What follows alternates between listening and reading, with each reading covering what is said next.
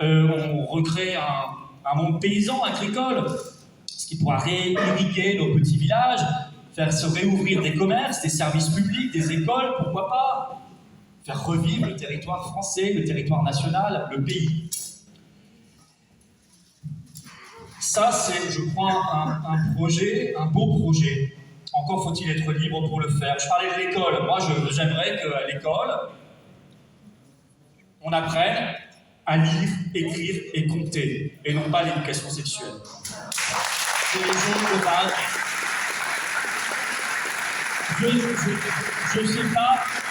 Je sais pas si c'est devenu aujourd'hui incroyable de dire ça. Tellement ça me paraît juste normal, évident, mais il faut le dire parce que ça n'est manifestement plus si clair que ça. Il faut évidemment aller dans ce sens-là. Sur nos libertés, abrogation de toutes les lois qui restreignent la liberté d'expression, abrogation, puisqu'on sera sorti de l'Union européenne, du règlement DSA européen de censure, suppression de l'ARCOM, on gagnera d'ailleurs 120 millions par an.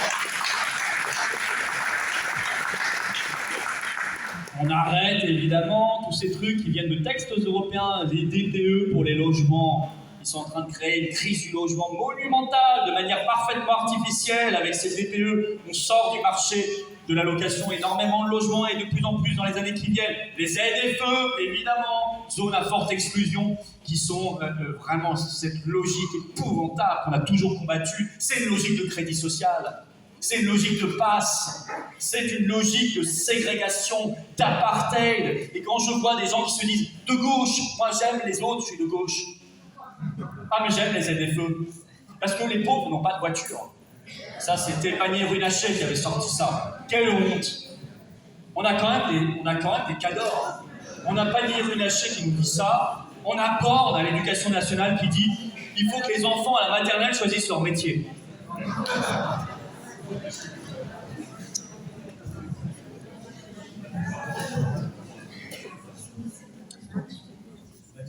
Enfin, elle nous avait prévenu, elle avait dit, vous savez, moi j'y connais rien. Merci, on a vérifié. Effectivement, ça s'est concrétisé. Et évidemment, par le biais de notre monnaie nationale, on interdira toute monnaie numérique de banque centrale, ce qui n'a rien à voir avec les crypto-monnaies. Hein. Moi, je suis favorable aux crypto-monnaies. À côté, c'est une liberté. Mais je suis favorable parce que je veux que la France ait sa souveraineté monétaire. C'est très important, la monnaie. Ne négligez pas cela. Sans monnaie, vous êtes esclave. Sans monnaie, vous êtes un esclave. La première chose que font les États quand ils deviennent indépendants, c'est battre monnaie. La frontière, l'armée, la monnaie, la loi, ce sont les 4 attributs de base d'un État. On n'en a plus beaucoup sur les 4, si vous regardez. Si vous n'avez pas ces attributs, vous n'êtes plus un État. Ce qui est logique, puisque leur but, ils l'ont avoué, c'est de créer l'État européen, avec son armée notamment. Et j'en viens à ce point-là, je veux quitter les structures de guerre. Nous n'avons rien à faire dans l'Union européenne, mais nous n'avons rien à faire non plus dans l'OTAN, qui aurait dû disparaître en 1990.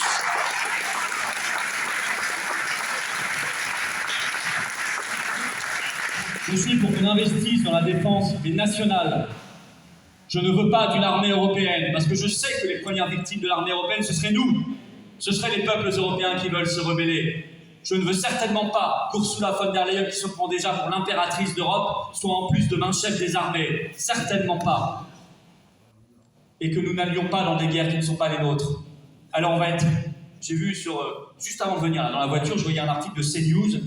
Enfin, c'est repris un peu partout, je pense que c'est une dépêche AFP qui disait, ils interrogeaient des psychologues, qui disaient 45% de mes patients en ce moment ont des troubles psychologiques à cause de la peur de la Russie. Je me suis dit, ils sont en train de nous les rendre aussi névrosés et cinglés que pendant le Covid. Il faut que je mette mon masque tout seul dans la voiture parce que je vais me faire attaquer sur le virus qui est sur le volant, par le virus qui est sur le volant, etc. Il va me sauter sur le nez et je vais me faire avoir. C'est pas bien ce qu'ils font. C'est pas bien ce qu'ils font. Ils sont en train de créer beaucoup de peur, de névrose pour manipuler les gens. Gouvernés par la peur. Les patriotes, nous sommes le parti anti-peur. Moi, je vous le dis, je le redis, je l'ai toujours dit en manif, n'ayez pas peur, n'ayez pas peur. Ils vous contrôlent par la peur. Alors, je vais le dire très clairement, et je le conseille à ces 45%. très inquiets de la menace russe, et qui vont voir des psychologues, je leur conseille une chose. Vous répétez, c'est le meilleur des traitements. Prenez pas d'anxiolytiques, tout ça, ce sera beaucoup plus simple. Vous répétez tous les matins en vous levant, il n'y a pas de menace russe en France, c'est de la foutaise. Voilà, c'est tout simple. Il n'y a pas de menace russe en France, ça n'existe pas. Il n'y a pas de chars sur les Champs-Élysées, de chars russes. Il n'y a pas de menace russe. Poutine a déjà pas mal de mal à récupérer des villages dans l'est de l'Ukraine. Vous ne croyez pas qu'il va envoyer ses troupes à Berlin, à Rome, à Madrid, à Lisbonne, à Paris et à Londres? Je pense qu'il faut reprendre un dialogue avec la Russie. Que nous avons tout intérêt, du point de vue économique, du point de vue culturel, du point de vue énergétique, du point de vue politique et diplomatique, de reprendre un dialogue avec la Russie et avec tous les pays du monde.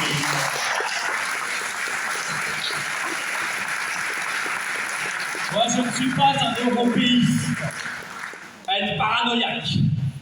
Les européistes voient des ennemis partout. On est encerclés d'ennemis. Ça doit être dur la vie d'un européiste. Hein. Il y a les Brexiteurs, ils sont très méchants, Orban est super méchant, Mélanie est de plus en plus méchante, Poutine, alors là, c'est le diable absolu, Trump c'est horrible, c'est fasciste, c'est nazi, c'est Hitler, c'est pareil, tout c'est Hitler, de toute façon c'est Hitler partout. Musk, pareil, c'est Hitler. Ça doit être un peu dur quand même la vie d'un européiste. Je comprends qu'il aille voir le psy comme ça et qu'il ait des névroses, parce que ça va être un peu compliqué. Moi, j'ai une vision beaucoup plus apaisée des choses. Je ne suis pas du tout naïf. Je veux défendre la France. Moi, je ne suis pas là pour défendre ni la Russie, ni les États-Unis, ni l'Allemagne, ni qui que ce soit. Je suis là pour défendre la France. Mais je pense que pour ça, il faut dialoguer avec tout le monde. Il faut dialoguer avec tout le monde. Et la France est particulièrement bien placée pour le faire. Savez-vous combien de frontières la France? Je dirais 5, 6, je suis en train de compter. Belgique, l'Allemagne. Non, la France a 30 frontières. Avec l'outre-mer, la France a 30 frontières. Nous sommes aujourd'hui le seul pays au monde présent sur tous les fuseaux horaires du monde. Il y avait les Britanniques il y a encore 1 an, mais comme ils ont abandonné une petite île, ils ont perdu un fuseau horaire. C'est dommage pour eux. Mais nous sommes, nous, les seuls. Nous avons des compatriotes d'outre-mer que je connais bien, qui sont absolument remarquables, qui nous ont d'ailleurs donné des leçons d'abnégation, de courage et de résistance, dont on aurait tout à fait raison de s'inspirer. Nous avons un espace maritime de 12 millions de kilomètres carrés, ce qui fait que nous sommes en frontière avec tout le monde, tous les mondes de la planète. Donc nous sommes dans ce nouveau monde qui émerge, qui se rééquilibre avec les BRICS, j'en parlais tout à l'heure. On est particulièrement bien placés, nous, pour dialoguer, pour faire les ponts, pour être dans ce dialogue permanent. On est particulièrement bien placés et je crois même qu'on est attendu. Nous avons une profondeur civilisationnelle, culturelle, historique. Nous avons un génie français, nous avons une tradition industrielle. Nous avons une agriculture qui est, pour l'instant, encore la 5e du monde.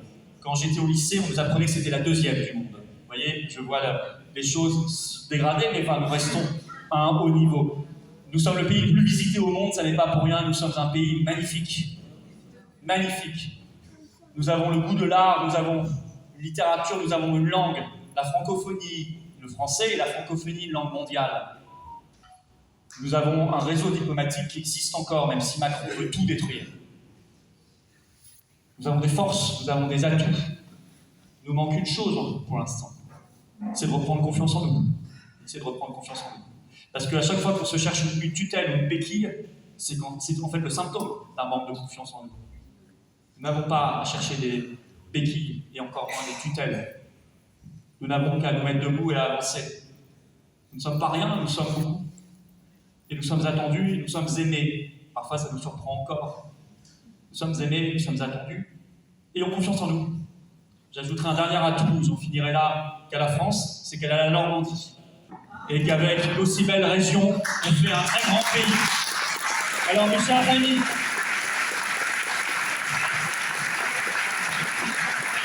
portez ce message d'espoir. Battons-nous sur le terrain partout moyen. Oui, il y a les élections.